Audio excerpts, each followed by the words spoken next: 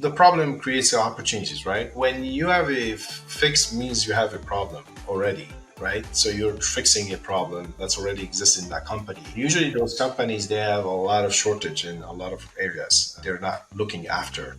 So the fix is not necessarily in disrupting their current workforce or letting people go as much as more, let's look at it holistically and let's make things more streamlined.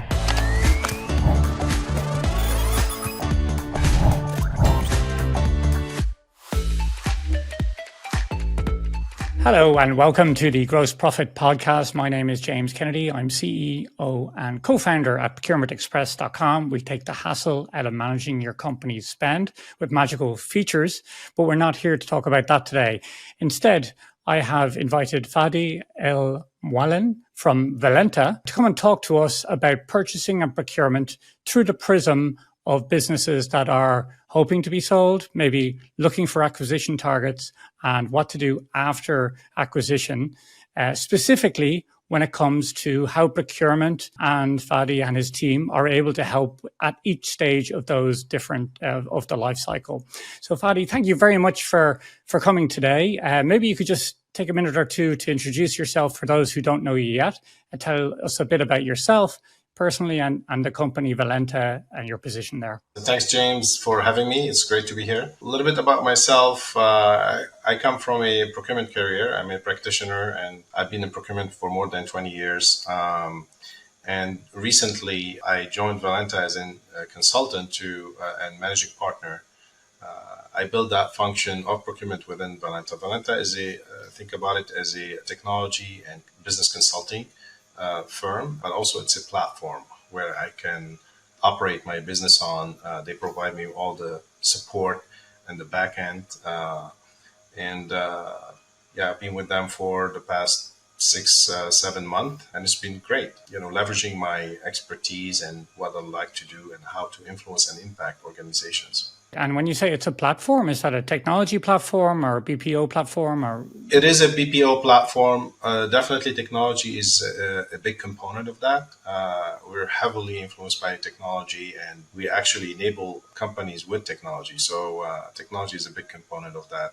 But it's a business platform, basically. So today, I thought it would be interesting to think about procurement through a prism which isn't always thought about, which is when it comes to the life cycle of a company, the different stages, either pre-acquisition, searching for acquisition targets, and then post-acquisition, and how the procurement function has a part to play within that. And I know you have a lot of experience with customers in each stage of that life cycle. So maybe we could just start off with figuring out who has to really worry about this in the first place. With your experience with Fortune 500 companies and startups and mid-sized companies, how should you figure out whether procurement is something you should think about professionalizing, whether it's either you're too small, or is there a Goldilocks zone where it's just too right, or are there opportunities where a company is just too big and you couldn't help them anymore? Yeah, that's a great question, and still a great question in the industry, because the procurement career itself is transforming. I want to take it a little bit one step up. It's more around spend management overall, and being that trusted advisor for the CFO and C-level CEOs, that they're trying to look at the expense components and rationalize it or reduce it so they can optimize their margin or transform the company itself. And we're in a great position to help in that area, because we understand how things work. We combine the financial aspect with the operational aspect, with the legal aspect, and we have that holistic view of the ecosystem. And we understand the business impact if we move that component or reduce it, and what are the alternatives and strategies that we can employ in order to help with that journey. So definitely, whether it's a PE firm or small to mid-sized companies trying to grow and scale, or larger enterprises trying to optimize their operations and improve their margin, we are definitely can help in those areas. Companies that are pre-acquisition, but maybe know that is in their roadmap, what are the most important things for them to get their ducks in a row on before they're even suitable or attractive to acquirers? from a procurement perspective? That's another component. Having a seat at the table is very important, and bringing a procurement or spend management expert to the table also is invaluable. A lot of times, and I talk to a lot of CFOs. CFOs, they have to look at a lot of things when they're acquiring a company.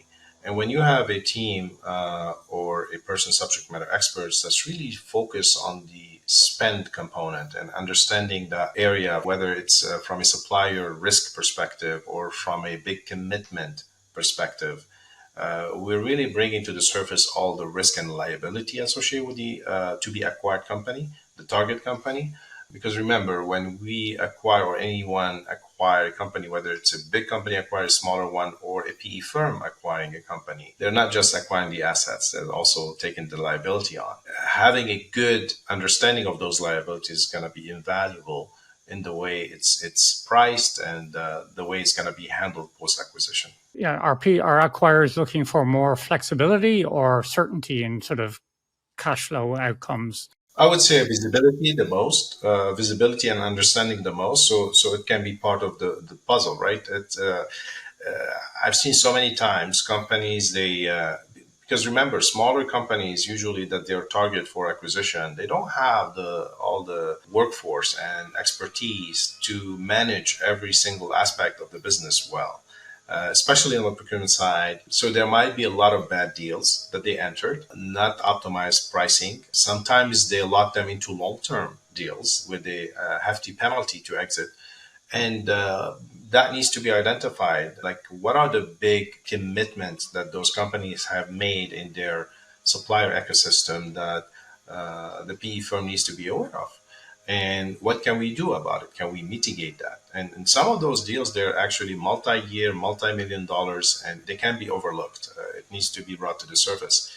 In addition to that, what's the risk associated with their supplier base or their processes or their systems, but mostly the supplier base? Because a lot of small firms, they're also reliant on a few handful of suppliers and partners. And kind of understanding that relationship and dependency is very critical. Because if you think about it, when you acquire a company, you don't merge the company or dissolve that company. You want it to operate and you want it to be still profitable until you figure out what's your strategy and approach, whether you're going to build that as part of your product suite or you're going to keep running it on its own and its own branding and name. It depends on that strategy. So you want to make sure that it's still healthy and or it can operate in a healthy fashion in the future. So I guess we've all heard of concentration risk when it comes to customers, but you may not be considering it on the other side, on your vendor side. Like, who are you locked in with, or maybe even technically, technology stacks which you're bought into you can't get out of, or service contracts, et cetera, et cetera. Okay, and these are all going to come up, no doubt, in the next phase, which will be in the actual negotiation and valuation. This is where you really get under the hood and you sort of reap the rewards or otherwise of your preparation. So I know that you work with PE firms quite a bit as well. What stage are you brought in at? Is it at the deal selection stage? So while they're still evaluating deals, looking at their pipeline, or is it much later than that? It depends. Usually we're brought in when there's a problem, like or a big question mark. Right. So I would split into two categories. There are the PE firms that they're usually focused on fixing and flipping that company for a profit. And literally it's fix and flip, like you do house flipping. And this is a good thing, in my opinion, because I call it repositioning. You're repositioning that company in a way that's going to grow and scale and be profitable or go IPO from private. And that's the fun part where you really trying to transform that company, from a different aspect. You have bigger impact. So this is really early on, either you're pre-target or, okay, we ended up with this company, we have those problems. Can you help us fix them? And then we can step in and help look at overall their spend spectrum and also the culture of the company, how they operate, how they've been operating, what are the pockets of opportunities, the big opportunities that we can influence and impact in order to make a difference. The other types of firms that they come to us, mostly they're investors type PE firm. They kind of want to bring that company in, they want to hold it, they want to invest in it and grow it, either to create a portfolio of products or merge it into a bigger product that they have in their portfolio. And this is a more a long-term play. We have less of those, but those are also very strategic in their thinking and the way they operate. Those types of PE firm tend to favor a center of excellence kind of model where they can leverage that muscle across multiple companies or across their portfolio. So those bigger companies that are doing, say, a strategic play for a longer term integration, I'm guessing will generally have a procurement function or will have thought about some of this strategy. Are you able to take their playbook and then sort of get under the hood of the new target and implement that? Or how do you work with our existing procurement teams? Do you need to? Very, very important question, because I think one of the biggest overlooked area is the morale of the employees that are in those companies, and not necessarily just procurement, all the functions. When you've been acquired, employees tend to kind of be concerned about their job, and because the normal thing is a lot of companies that try to reduce the headcount for the target company. And one thing is really to ensure there is some sort of stability in their operations when it comes to procurement, because we want continuity. We want things to stay beyond. We want the engagement with the supplier to run the business, whether on the marketing or the IT side or the platform product, etc. What we focus on is really one, change management and communication is very important, and having a long-term plan, short-term and long-term plan for those employees, giving them some sort of assurance and options as to what path can they follow in order to secure either a next level job that fits their career aspiration, or switch them to our side if we need like boots on the ground and those markets. There's a couple of options there, but the people component is going to be very, very critical. Okay, that's very critical. So what I heard there was in the acquisition target, your team is able to go in, understand how to keep the lights on, let's say, provide some optionality when it comes to operations in the first stage. And then when it comes to the integration stage, you already know how the business is running. You're able to manage that process over to the new team. Whatever happens, whatever is decided upon on the acquisition team side, is that broadly a kind of a two-stage approach there? Correct. The one word, kind of big word here, is leverage, right? Ultimately, you want to leverage your relationship across the ecosystem. If you have a bigger relationship with a cloud provider, you want to leverage your master agreement terms with that provider for the smaller company, because you get more benefits, more bang for the buck, right? So leverage is going to be across at the sourcing and supply relationship side and at the operational side. If you have a big team that's running AP and cutting POs, you probably don't need that team because you have automation, you have a kind of a platform that does that for you, or you have a COE kind of center of excellence, consolidation of all these functions as well. Well, you said the magic word, POs. So, I mean, I have to chime in here. I mean, do you see an opportunity I see in a lot of our clients is they're doing it the old way. They don't realize what a terrible inefficiency it is using maybe an unsuited platform like an ERP that isn't suited for the procurement process. Maybe none at all. Maybe they're still on QuickBooks or something.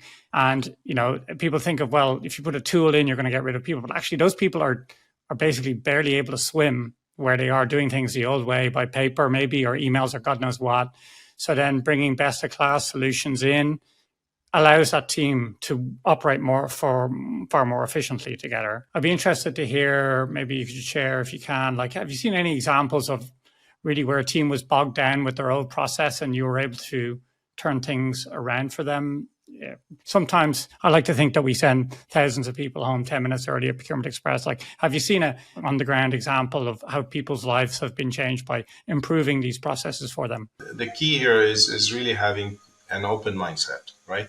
An acceptance of change that, and I call it kind of acknowledgement that we have a problem. And when you step in and start kind of work with them, people will be very eager to open up their book of business, if you want, to share what's their root cause problems and what's consuming most of their time.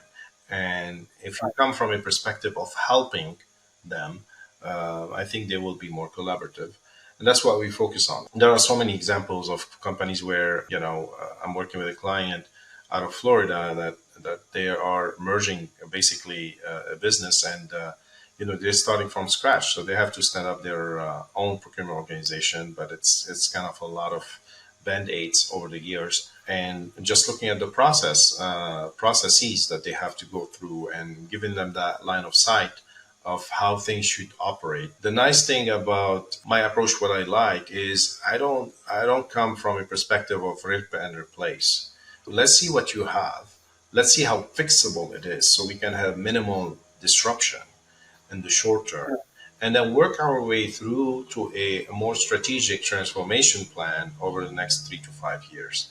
Because I think gradual changes are better accepted and adopted, and people don't kind of jump on another ship right away.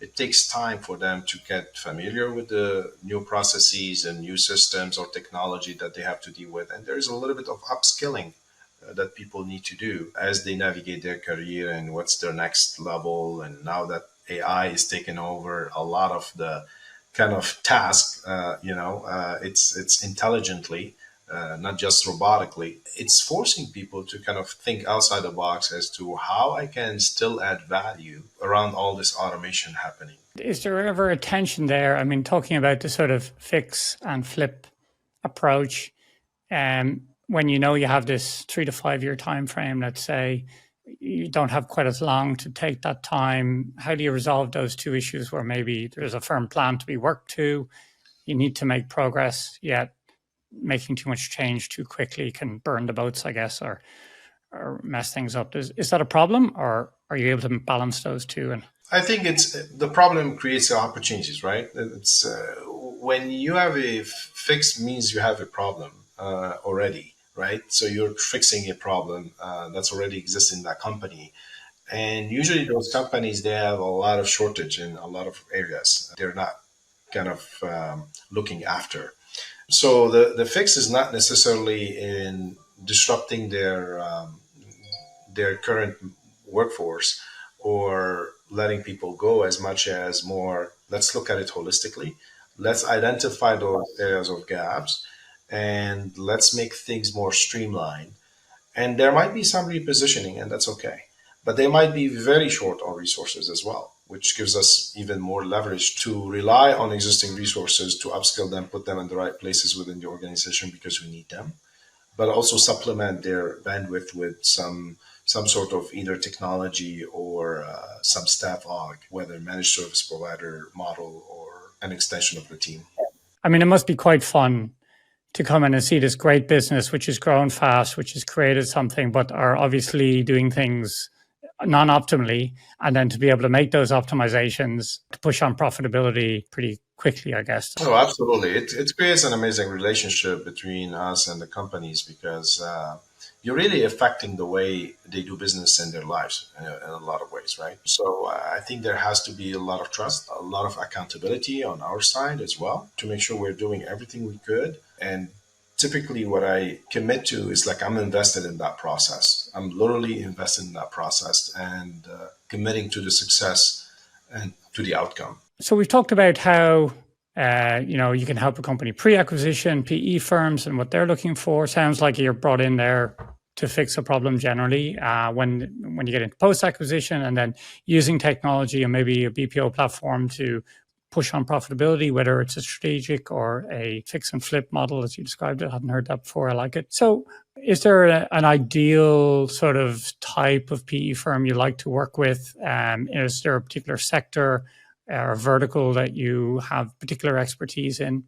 I wouldn't say a type of firms, but more so usually you have an easier a group of people that you like to work with versus more difficult, more demanding in a lot of ways, and they're unreasonable to a certain extent. And you try to be selective once you know who you're dealing with. But overall, we should be able to handle any task that comes our way. And I think every opportunity is a good challenge for us and for me personally. And I'd like to genuinely learn about the business, learn about the people, and try to make an impact there. Culture fit. I think that comes back to culture fit.